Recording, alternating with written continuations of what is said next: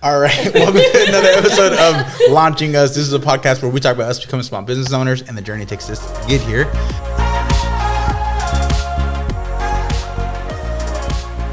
This week we have a special guest, Galveston Bagels with Dylan and Shelby.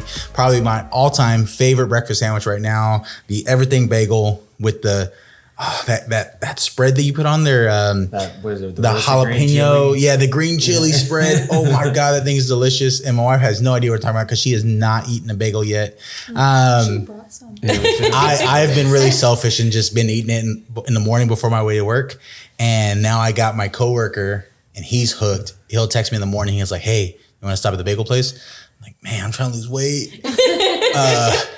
But yes, and so we'll split it. I know exactly who he's talking about. Yeah, I can tell you exactly right now what he orders. He orders the same thing with no egg. Yeah, and at least because he's allergic to eggs. Oh yeah. That is why I forget. But I'm really excited about this one because I love supporting local businesses. You guys doing Galveston Bagel, which I think, if you can correct me in this, there is not a bagel place in town. No, and actually we learned last week from a lady that does like local maps and stuff that we are the only people to ever try to do like what they call a bagel shop is called a bagelry. And so we're the first people to ever try in the history of Galveston being established as an island. So like she's going to put us on our map. Whoa. So Wow, that's insane. pretty cool. I had no idea until she came. She came to the truck and told us, she was like, "Somebody told me about you guys," and they were just like, "Well, we're gonna go check them out." And then she was like, "Do you guys want to be on the map?" Because it's like what she does is like Galveston first, like where the first train station was and where like all these first things happen in Galveston. And she was like, "We tried to find any type of person that's ever tried to develop or start a bagel shop, just a bakery based on bagels alone." She's like, "It's never happened before." So, dang, which is crazy. I mean, I feel like there's been everything tried on Galveston Island, but yeah, pretty much. It's bonkers that there hasn't been a bagel place. So first time podcast, first time bagels in Galveston. This is awesome. So Dylan, tell us a little about yourself. Like where are you guys from? Where's your background? All that good stuff.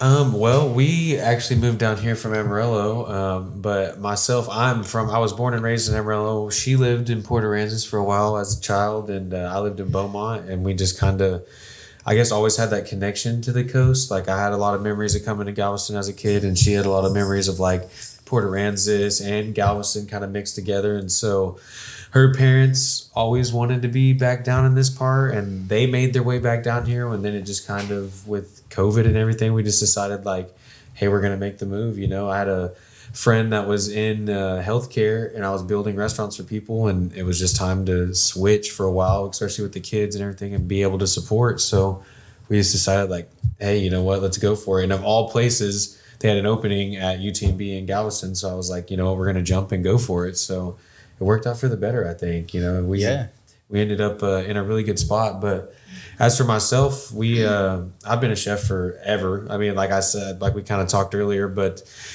I don't really remember trying to be anything else. Like, of course, I like playing sports. I was in theater and I was really good at that. But I always just remember cooking. I grew up on a farm with my grandfather, who was like a Cherokee Indian. So he grew up on a reservation, and so he had a lot of those like older things that like he grew corn and okra and strawberries, and I mean just awesome. Because he had the land, he liked to do it. And I spent a lot of my summers there when we moved back to Amarillo, when we left Beaumont when I was like 6. And just kind of never really thought about it. Like I'd always make, like he was always a cook. Like my grandmother never really cooked, like unless she like had to assist or help.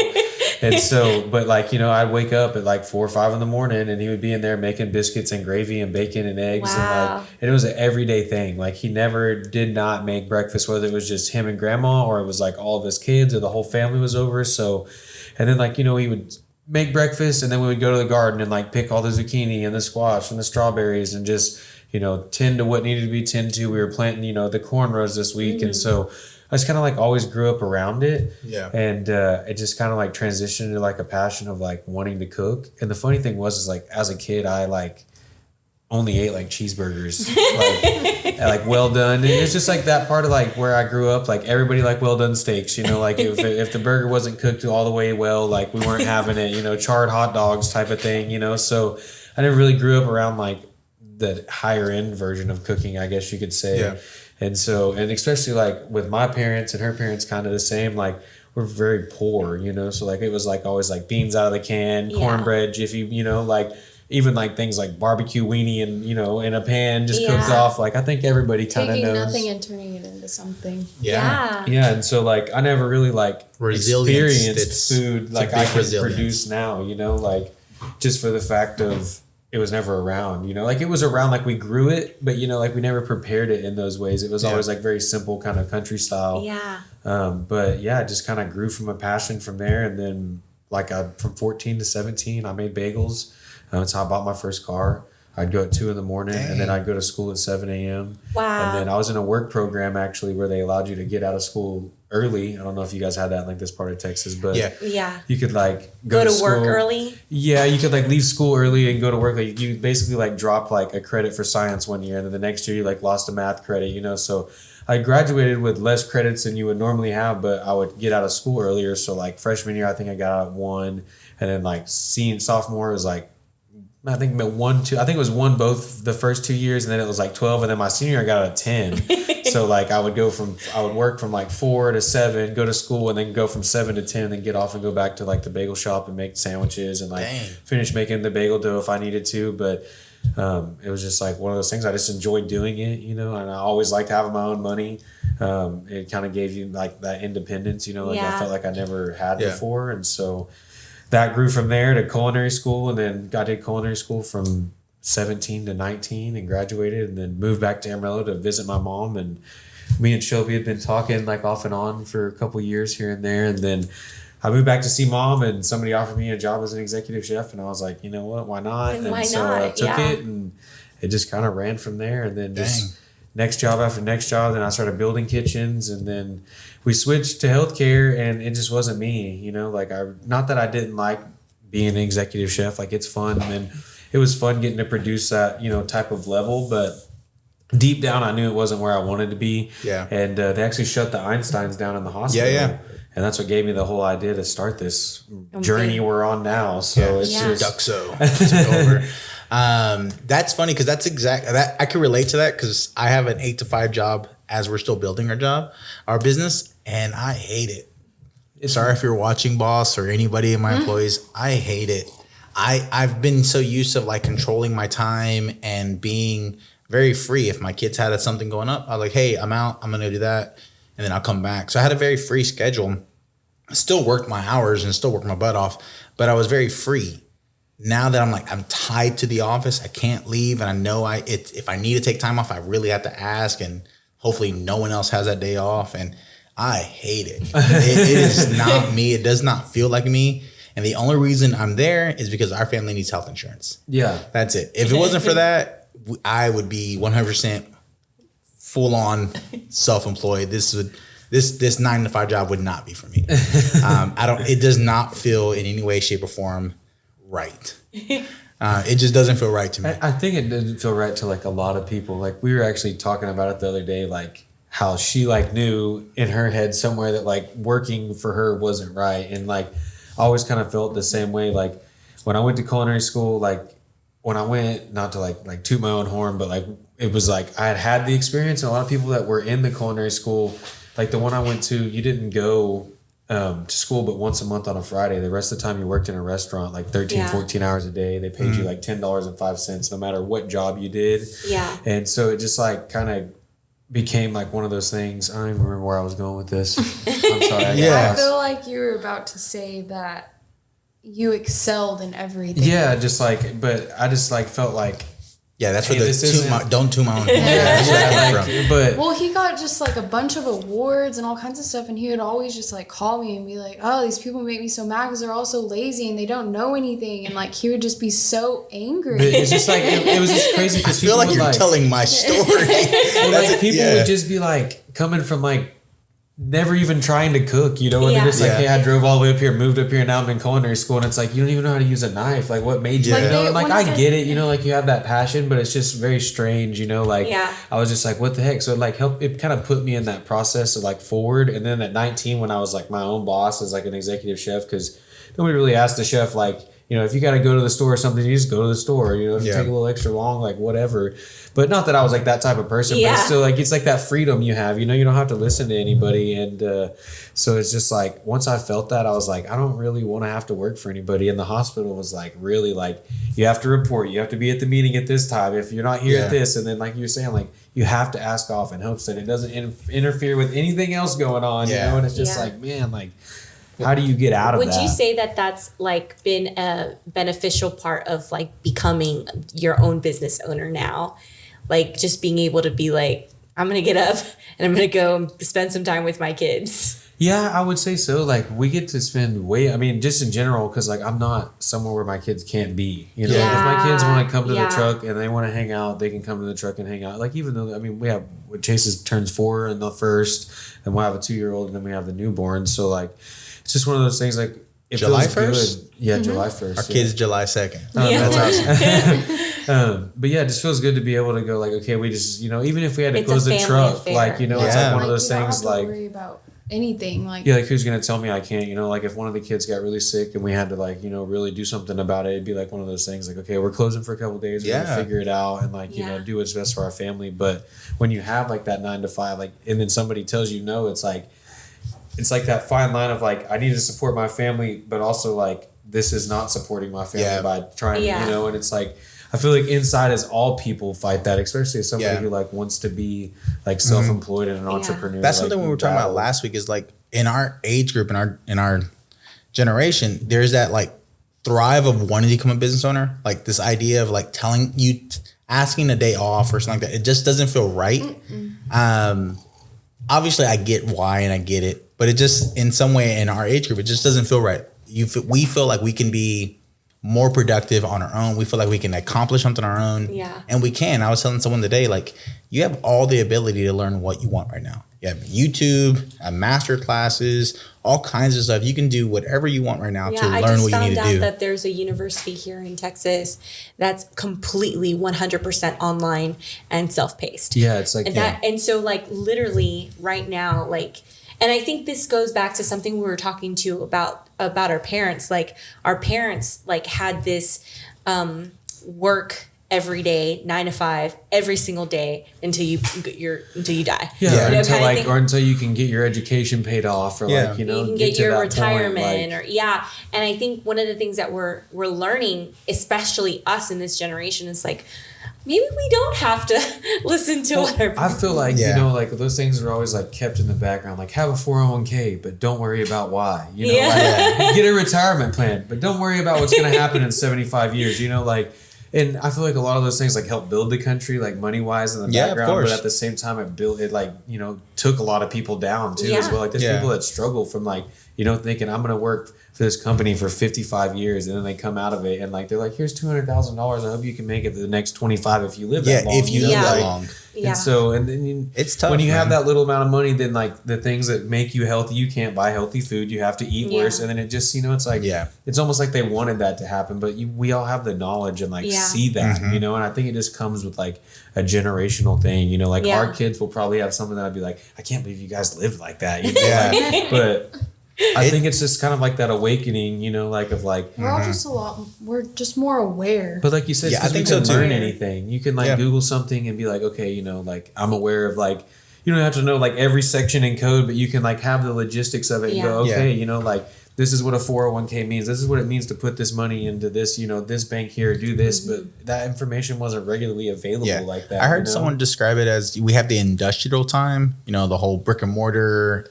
John Ford, all that stuff. Like it's the industrial time period. We're in a very informational time period. Like everything's up to iPads, phones, your Apple Watch, like anything you want, you can get it in a second. You can learn it, or you can YouTube it to try to how to learn it. Or there's someone out there who's willing to teach you. So that we're full of information. And so like, I'm a big fan of that. I think people should start a YouTube channel. I think people should start something, even if it's like a very passive income, do it. You know, it's extra $500, or if you're able to get more than that as a YouTube channel, great. If you're able to do more from it as a TikTok or selling Etsy or whatever, I think you should pursue it. And if it starts to snowball into something, then you got an opportunity to, hey, I'm going to switch jobs. I'm going to switch careers. I'm going to do something that I actually like. Something I want, because I think it's crazy how you said it. Like your job is like, you're wanting the day off, but you can't take it off. But you know why? Because you need to support your family. Well, if you own your business and say, hey, I'm taking this week off because we have a family emergency, or I'm taking this week off because we haven't had time as a family, we're going to go on vacation. You know, when you get back, because you're the owner, I'm going to work my butt off. I'm going to get it. It's not going to fail. Or like if you took it to, like for myself, like I think about that, like I know there's weekends that I know I'm going to have to bust my butt. Yeah. That's fine. It's my business. It's my money, and everything that goes there makes us more rich or more successful. Yeah. And so like, I think that's a really cool thought process, is that you're able to take the time off because you know in the back of your head what you need to do to make that effort. Yeah, like even if you did leave and like things went wrong, you know, it's like one of those things, like especially like I was thinking about the other day, like I was like looking at our website and like all this stuff, and I'm like, this is like a whole thing, you know, it doesn't just go away like overnight, you know. And I feel like in our generation too, like a lot of things are easy like that, you know, like fame can happen overnight, like these things can happen overnight. So like when we started the business, you know, it always felt like it could just go away, you know, like at some point, like we could just not make it. But then like it got to this point where it was like, there's no, you know, like going backwards, it like has to progress forwards. And then like we would be in some weeks and we're just like, how do we, you know, get into the next week? Like, how are we going to buy all the food for all that? Because it's going to be busier next week than it's ever been. But we never really had like the upfront capital. And then like somebody would call and order like 150 dozen bagels. And like, you know, then we're up for like 2 days making them straight, you know, like getting everything done, getting all the dough ready. But then it paid for the food for the next week for the people that had called. And we're like, hey, we want to do this catering, or we're going to need this. And so it just like every single time, like it would always be like, sometimes it'd be like hours before we're just like, oh my gosh, like what are we going to do? And then somebody would pay an invoice, or somebody, you know, would be like, hey, we want to go ahead and order these and we're going to pay you 3 weeks in advance for no reason, you know, like, and it's like, oh my gosh, like what a blessing, you know, for that to come like in disguise, like out of nowhere. But it just kind of showed us that like we were doing something right, you know, to continue like with just the growth and like the progression of how fast it's happened. And then it makes things still scary because we're still like, it's still so new. We're still in the mindset like it could go away, but like we know that it's not going to, but it's still scary because one of our business partner, Heather, she had messaged me earlier and she was like, I think we should just go ahead and do the 3-year contract with Comcast. And I'm like, 3 years is a long time.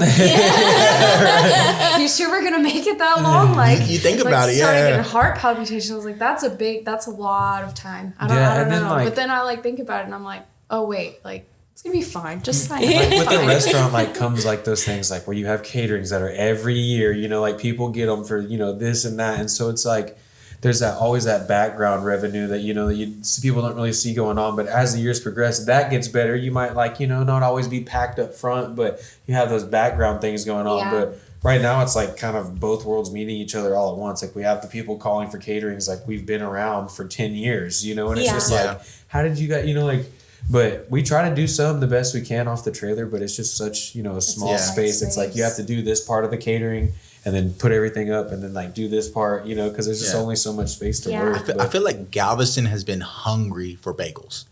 Like they've been wanting bagels. They've, you know, you obviously hear about New York bagels, or you hear about like the East Coast having really good bagels. Like we never had bagels. I mean, it's almost like what is it? Kolaches. Yeah. No one else has kolaches. It's not on the West Coast. Like you don't have kolaches. I had some friends from Florida come in. They were like, what is that? And then they tried them and they were like, those things are horrible. And I was like, you don't want to say that out loud. They're amazing. They got whole factories making these things. Yeah, they're really good. And the boudin boudin. Those ones are good. I like boudin. Yeah. There's not boudin like really in the part of Texas where we're from either. Like now that we moved down here, like I ate too much boudin. It's almost like a mixture of Louisiana and Texas. I think that's how I feel like the South is. Gulf Coast or anything until we moved down here. And then Dylan took me to Huli Hut and I was like, this all looks disgusting. And then we ate, and for like a week straight she ate crawfish. I ate crawfish every day. I was like, we gotta go back to Huli Hut. Okay, do you suck the head or not? Nope. No. I'm a big rip.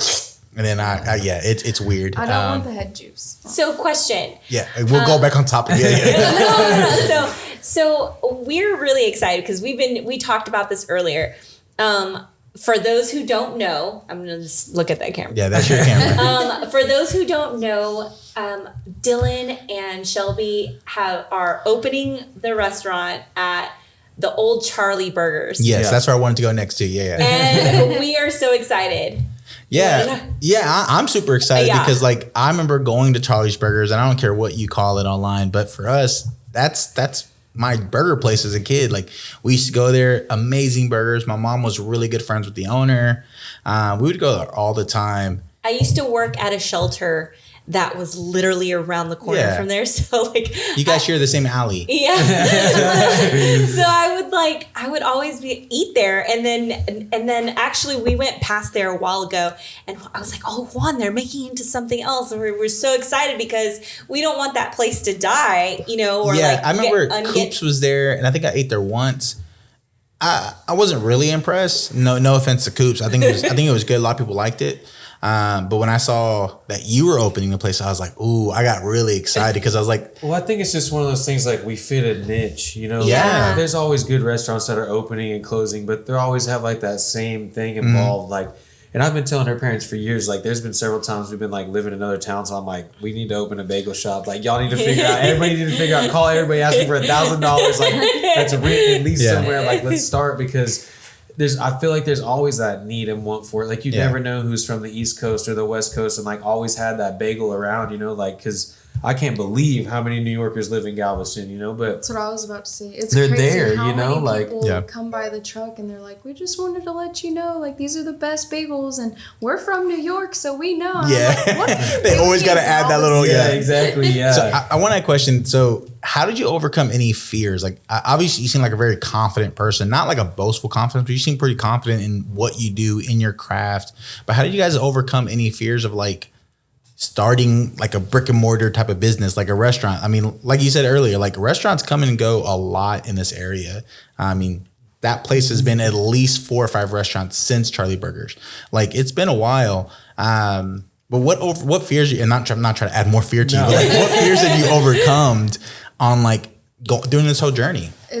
I feel like it's been fearful the entire way, but you just have to do it. I mean, like, it's like one of those things. Like I always felt like people ran their businesses wrong when I was building it for them because like you got to give back to the community, to your employees, and like yes, you want to create that wealth for yourself, but like you have to create that like within, you know, like everybody, because you can't have a bunch of good employees at $8.25, you know, like, so and even good. like if you're not making, you know, $1 million a year as an owner, if you're bringing enough in to like support your family and like help everybody else, like it's always one of those things. It's a win-win. Like, yeah, I feel like that's a bigger win than like, you know, getting a big mansion and like don't get me wrong, we'd like to be able to maybe live that lifestyle someday, but it's one of those things that we would rather. We also aren't those type of people, though. Yeah, like we were never brought up that way, you know. So like having a pool in the backyard would be like we made it, you know, like type of thing. So even if it's like one of those little tank pools, but I would also like to be able to like, you know, hey, this is your week to go on vacation. Like where are you going? Not like, hey, go sit at your house, you know, because I feel like that's where a lot of people have to go when it's vacation time, you know. So like we want to be able to like bring that wealth into the community and like provide back for everybody. But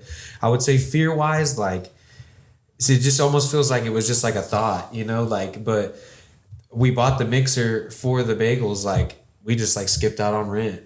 We just called our landlord and said like, hey, you know, like we're not going to be able to make it this month. They switched payroll companies at my job. And, you know, she knew that Shelby didn't have a job. She stayed home and took care of the kids. And she's like, you know what? No problem, guys. And we just got it and went for it. And because Brenda, if you're watching this, we're sorry. She'll be fine. Yeah, but like she got that right now. But it's just one of those things where like I couldn't like not stop thinking about it. Like I would be going to work at the hospital and I was just like be up at night. What?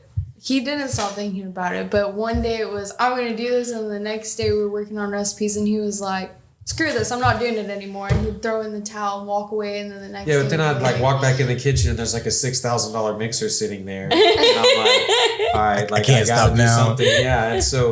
And there was a lot of trial and error, like because I knew how to make bagels with everything that you should have to make bagels with, you know, like, and so I had to take like those bigger like machines and like, okay, we're going to buy this littler mixer that can mix the dough at least. And we're going to start with this amount of batch. And like, I would stay up at night, like picturing myself making bagels in the past and like, okay, what did I weigh out? Like how many pounds was that? All right. So how many, like if I took that and put it in a small mixer, like what could it hold? And so I just thought about it and wrote down like the amounts that I assumed, and then we just slowly developed a recipe. And then it just like we were looking at a picture of like the first bagels we ever took a picture of, and I'm like, somebody bought those and thought they were good. Like I just couldn't believe it, because like it just took a lot of things to adapt. Like we used to proof the bread in like Cambro boxes. Yeah, they're called Cambro boxes. They're like plastic boxes used for like caterings to like keep your pans warm in, so you can carry them around.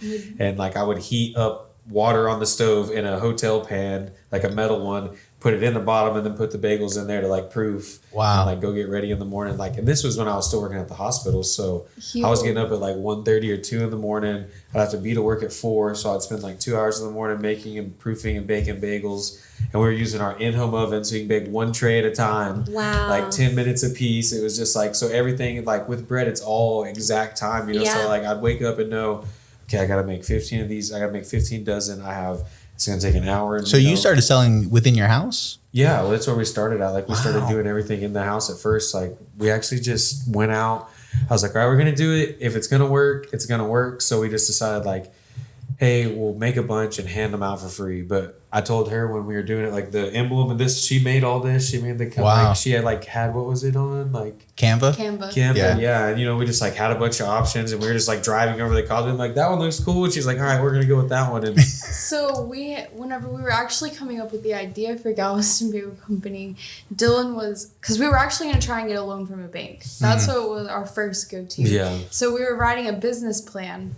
Total fail, but big thing we talk about too. That was one of the things we talk about. Like it's so important to have a business plan. Yeah. But Dylan was just like making a rough draft, and I was like, "Well, have you decided what you're gonna call it? Because you just like we have to call it something." And he had just written Galveston Bagel Company on it, and I was like, "That sounds filler fine." name. Like I just wrote it, and then like it just kind of like she was like, "Well, that sounds good." I'm like, "Really?" And the more I wrote it, and then like when it came like the GBC, and then I was like, okay, that sounds cool. You know, like we could like do a bunch of stuff with that. And then she made that on Canva, and then it just kind of started from there, because I told her like, if we're gonna put out a product, it needs to look professional. You can't just throw some bread in a box or in a bag and go, hey, look, you know, here you go. Like, it needs to look like we've been, you know, or been trying to do it for a while, and like. We handed some out to a bunch of banks and offices on a Sunday in Galveston. And then, that night or the night next, we had sold like 35 dozen.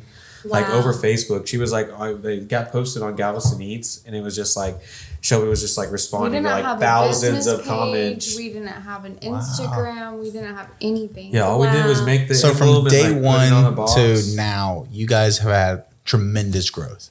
Oh yeah. Man, that's awesome. Like open anywhere. Like this will probably be my like 9th place to like open, but this will be like, you know, full ownership. I've never had anything go from concept to full restaurant in less than a year. I mean, we started, like I said, in October at the house, and then now it's gone from that all the way to food truck. We got given the food truck too. A lady on the West End, Cindy Roberts, that owns Way West Pizzeria, she gave us the truck. She was like, when you guys get the chance to pay me back, like I feel like this is what I need to do. And she just was like, hook it up to your truck and take off with it, you know? And so we had to buy equipment and everything to go in there, but it was just like, I mean, that's a big upfront cost. Everything just like kept on falling into place so perfectly that it was just like a no-brainer for us to keep on going. Because we got to the point where it was Dylan working 14, 15 hours a day, coming home, doing the bagels, trying to help me with the kids, doing all of that. For like maybe an hour or two. And he was miserable. And we were like, okay, like we're either going to be completely dedicated to this or we just need to stop because this is too much. That's good. There's 2 things that I just love that what you guys are talking about. First is like the dedication and consistency. Yeah. Like the fact that you were sleeping maybe 2 hours a night just to make sure that your business like followed through. Like the strength it must have taken to like have a baby in the middle of the craziness that is starting up. She was pregnant too. So our son was only 2, 3. Our daughter was barely just turned 1. And then I just found out I was pregnant. Wow, that's insane. But the amazing part is that you stuck with it. Yeah. Like no matter what, you just kept going. And then I think the other thing that I really, really love that you said was that it was just kind of like okay, either we're going to do it or we're not. And that's kind of exciting to hear. Like that I'm not the only one who felt that way when I left my job. Because she told me that too. She's like, you either need to start a business and do it because you're spending way too much money on camera equipment. And I'm pretty sure camera equipment and cooking equipment, it costs. Yeah.